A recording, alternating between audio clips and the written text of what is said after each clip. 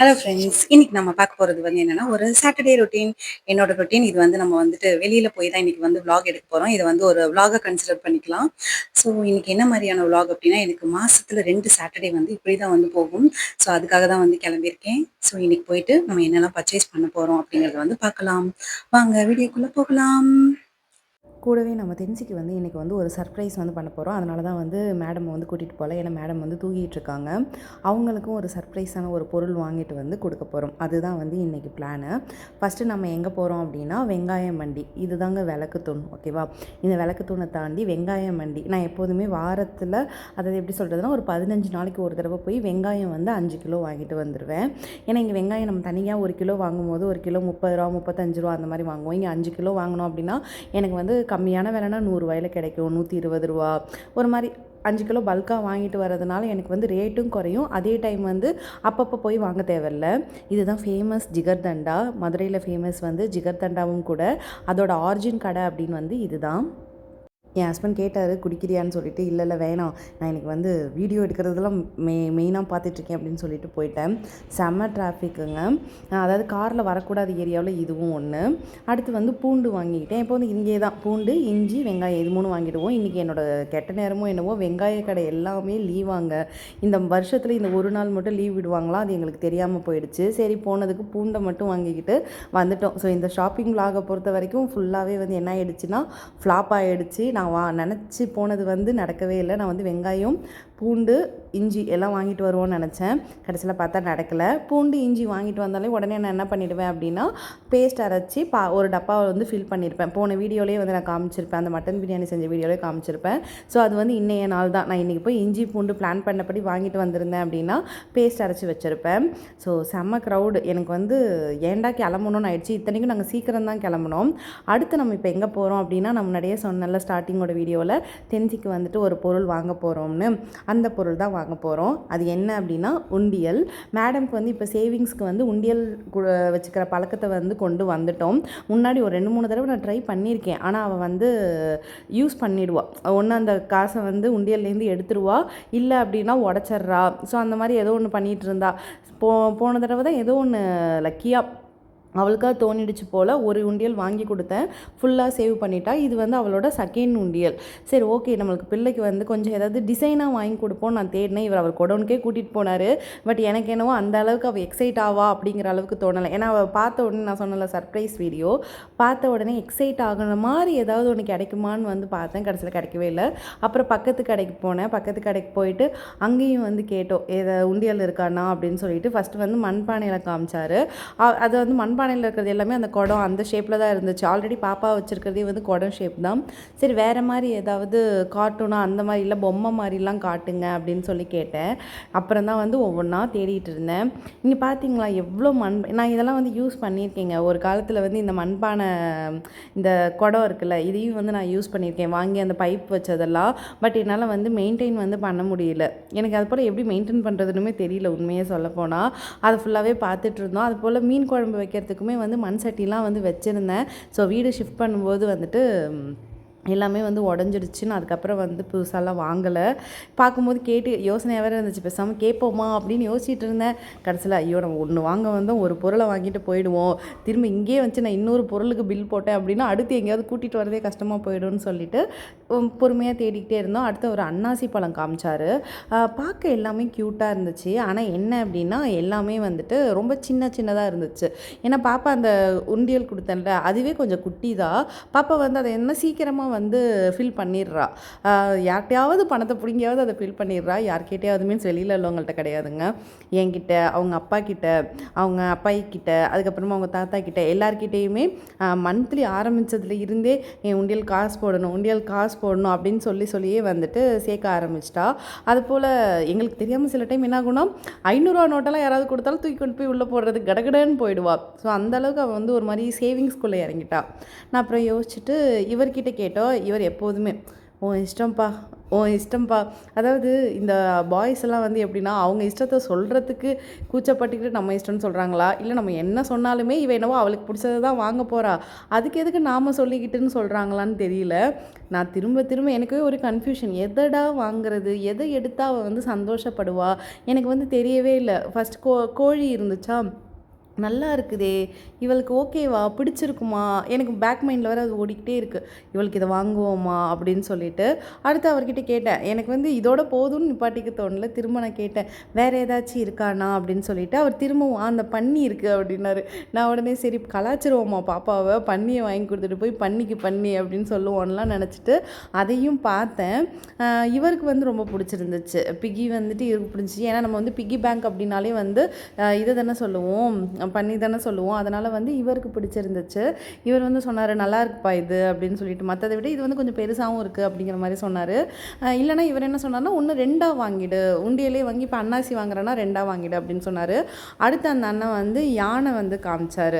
யானையும் வந்து கொஞ்சம் கருப்பாக நல்லா இருந்துச்சு. எனக்கு வந்து யானை வந்து ரொம்ப பிடிக்கும். சின்ன வயசுலேருந்தே வந்து யானையை பார்த்தேன் அப்படின்னா ரொம்ப ரொம்ப பிடிக்கும். அதனால் வந்துட்டு எனக்கு யானை வந்து பிடிச்சிருந்துச்சா, நான் யோசிச்சுட்டு அப்புறம் என்ன எடுத்திருப்பேன்னு நீங்கள் சொல்லுங்கள், ஓகேவா? நாங்கள் உண்டியலை வாங்கி முடிச்சுட்டு நாங்கள் போன இடம் தான் ஜம்ஜம். மதுரைக்குள்ளே ஜம்ஜம் இல்லாத ஏரியாவே வந்து பார்க்க முடியாதுங்க. மதுரைக்கு ஃபேமஸ் ஜம்ஜமும் கூட. எனக்கு இங்கே ஃபேவரேட் அப்படின்னா காஃபி எல்லா இடத்துலையும் எனக்கு ஃபேவரேட்டு. அதை தவிர்த்து அப்படின்னா 2 பொருள், ஒன்று பாவ் பஜ்ஜி, இன்னொன்று வந்து தயிர் பூரி. இன்றைக்கி வந்து நாங்கள் பாவ் பஜ்ஜி ஆர்டர் பண்ணோம். அதை விட இங்கே மசாலா டீ ரொம்ப ரொம்ப சூப்பராக இருக்கும். ஆனால் எனக்கு டீ பிடிக்காதுங்கிறதுனால என் ஹஸ்பண்ட் ஒரு மசாலா டீ, நான் ஒரு காஃபி.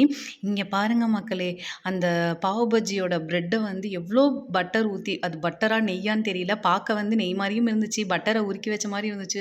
அந்த அண்ணன் எவ்வளோ ஊற்றுறாரு பார்த்தீங்களா. கண்டிப்பாக எனக்கு கொலஸ்ட்ரால் வந்துடும், நான் எப்படியோ குறைச்சிக்கிறேன். ஆனால் சாப்பிட்றப்ப அதெல்லாம் பார்க்கக்கூடாதுல. அந்த அண்ணன் ஊற்றும் போது என் மூக்கு அங்கே தான் இருந்துச்சு. சைடில் மசாலா பூரிக்கு மசாலா கொதிச்சிட்டு இருந்துச்சு. ஆனால் நான் மசாலா பூரி வாங்கலை. இடையில இந்த அண்ணன் வந்து அதுக்குள்ளே ரெடி பண்ணி எனக்கு கொடுத்துட்டாங்க. பார்த்தீங்களா, பார்க்கும்போது எவ்வளோ நல்லா முறுமுறுன்னு ப்ரௌனிஷாக இருக்குது. அதை பார்க்கும்போதே எனக்கு அப்படியே டெம்ட் ஆகிடுச்சு. போய் டேபிளில் வச்சுட்டு நாங்கள் வந்து செல்ஃபியை போட்டுக்கிட்டோம். 2 பேரும் ஒருத்தர் மூஞ்ச ஒருத்தர் பார்த்து சிரிச்சுக்கிட்டே கிடந்தோம். எதுக்கு சிரித்தோம்னே தெரியல. சரி சாப்பிடுவோம்னு சொல்லிட்டு பிச்சு, அதை வந்து எப்போதுமே அந்த ப்ரெட்டை பிச்சு அந்த இதுக்குள்ளே டிப் பண்ணிவிட்டு, அப்படியே அந்த வெங்காயத்து மேலே ஒரு டிப்பை போட்டுட்டு அப்படியே எடுத்து போட்டோன்னு வச்சுக்கோங்களேன், அவ்வளோ அமிர்தமாக இருக்குங்க தெரியுமா. அப்படியே அவர் சாப்பிட்டா போதுன்னு இருக்காரு. இவர் எப்போதுமே இது மாதிரி தாங்க, கர்ச்சீஃபே கொண்டு வர மாட்டாரு, என் ஷாலை தான் கர்ச்சீஃபாக யூஸ் பண்ணிகிட்டு இருக்காரு. அதுக்கப்புறமா போய் முடிச்சுட்டு ஒரு டீயையும் காஃபியையும் ஆர்டர் போட்டோம்.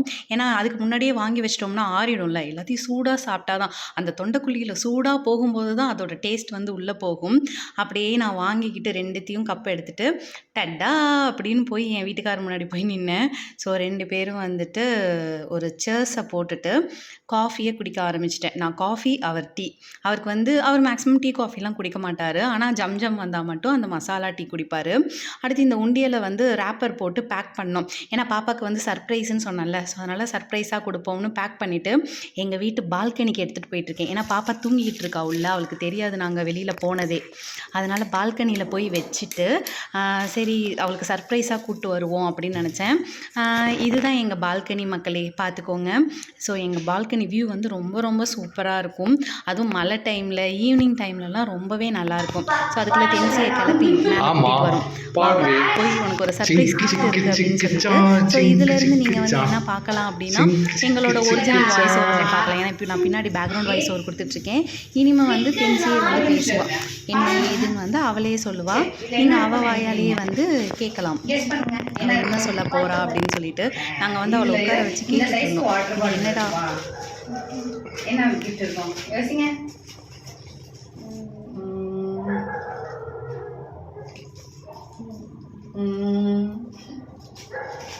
என்ன இருக்குன்னு யோசிங்க.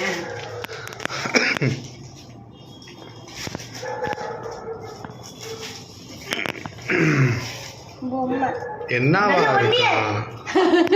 செவண்டியில் தான் இருக்கான்னு பார்ப்போமா. ஓகே சரிங்க, கண்டுபிடிச்சிட்டா அப்படின்னு சொல்ல மாட்டேன். தெரியாது என்ன இருக்குன்னு.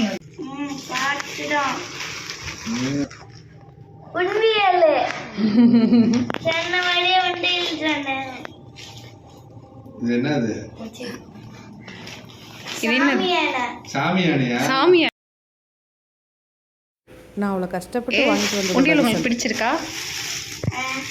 இந்த யானைவே எனக்கு பிடிக்கவே இல்லை. யானை பிடிக்கலையா? ஏன் யானை பிடிக்கல? உங்களுக்கு எலிஃபென்ட் பிடிக்கும்ல? ம், என்னது உங்களுக்கு எலிஃபென்ட் தான் பிடிக்கும்ல?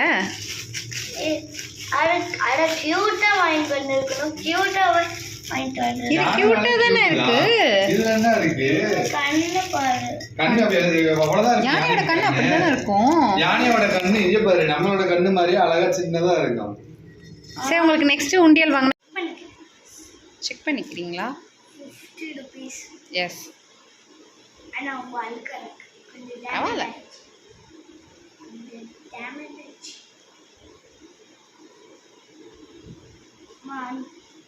நிறைய வந்து இருக்காங்க. ம், பழையது ஆனா இதுல காசுல ரொம்ப வெயிட் அடிக்கிற காசு இருக்கு. ஆமாம். இந்த உண்டியல் தான் நாங்கள் ஃபஸ்ட்டு வந்து வாங்கினோம். இதை ஃபுல்லாக வந்து நெப்பிட்டாங்க மேடம்.